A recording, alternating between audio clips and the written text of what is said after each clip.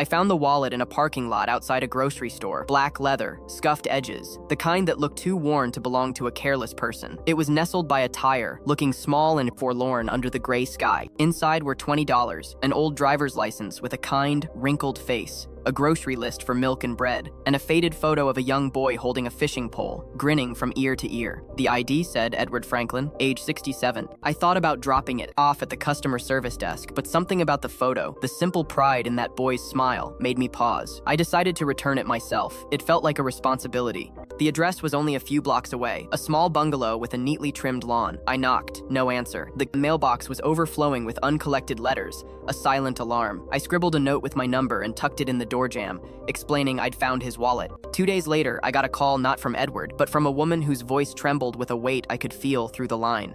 You found his wallet? Yes, I said, my heart sinking with a premonition. I was hoping to return it to Mr. Franklin. She was quiet for a long moment, the silence filled with a story I was about to learn. He passed last week. The funeral was yesterday. I froze, the wallet suddenly heavy in my hand. I'm so sorry, I had no idea. She sighed, a sound of pure exhaustion. He must have dropped it on his last trip to the store. We turned the house upside down. We thought it was gone forever. Can I come pick it up?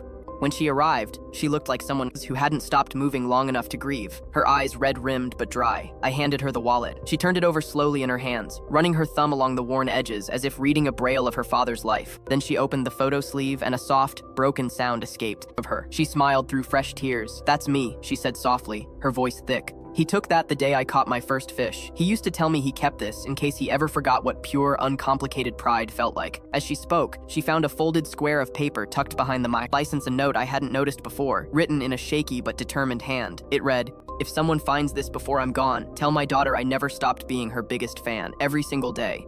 She pressed the note to her chest, her shoulders shaking as she cried quiet, healing tears. It was the message he'd never had the chance to say aloud. Before she left, she looked at me, her gaze clear for the first time. "Thank you for bringing him back to me, even if it was too late for him to hand it over himself."